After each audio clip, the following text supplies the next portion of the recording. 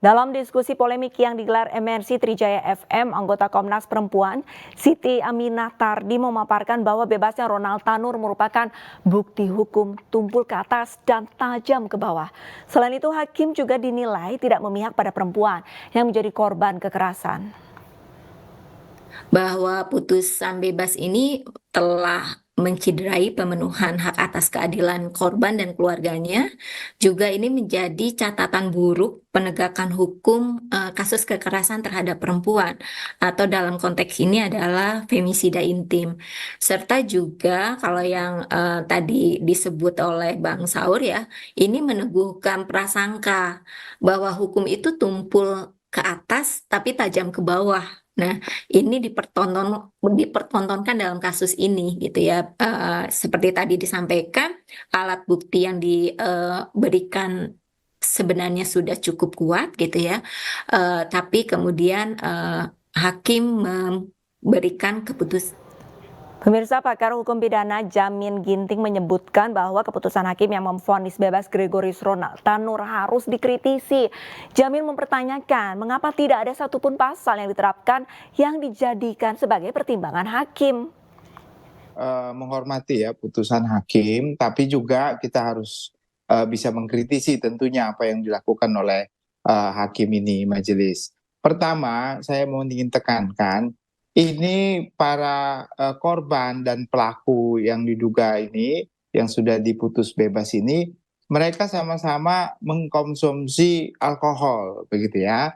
Dan ada pertengkaran di lift. Setelah itu, pertengkaran di lift berlanjut ke parkiran. Nah, waktu dia ada di samping mobilnya si yang bebas ini, mobilnya dijalankan dan melindas.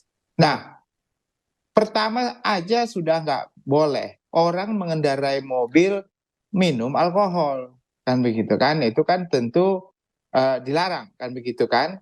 Nah, lalu setelah itu dia mengendarai mobil mengakibatkan melindas korban. Dan hasil visum et repertum memang ditemukan adanya kerusakan di tubuh daripada korban ini karena lindasan tersebut ya. Nah, dengan demikian ini ada dua kategori. Apakah ini kesengajaan, apakah ini kelalaian yang mengakibatkan kematian? Nah, jadi pasal itu sebenarnya sudah ada dalam surat dakwaan 338, 351 ayat 3, dan 359. Sayangnya semua pasal yang sudah diterapkan tadi tidak satu pun yang menurut majelis hakim memenuhi unsur. Ya. Padahal bukti-bukti yang sudah dihadirkan harusnya sudah cukup terkait dengan itu. Kalau alasan dalam pertimbangannya tidak ada saksi yang melihat langsung terkait dengan pelindasan tersebut, itu bukan merupakan suatu alasan. Karena kalau orang membunuh aja kalau ada pisau, nggak ada yang melihat kan nggak bisa juga. Jadi cukup dengan pada kejadian itu ada hubungannya kematian orang tersebut dengan kejadian sebelum terjadinya kematian orang tersebut. Dengan siapa dia bertemu, kapan dia bertemu, apa hubungan antara pelaku dan orang tersebut sehingga kemungkinan besar dialah pelakunya. Itu harus diuraikan dan dipertemukan begitu. Nah, kalau sudah dilihat ini berarti ada yang namanya circumstances evidence yang saling berkaitan begitu ya.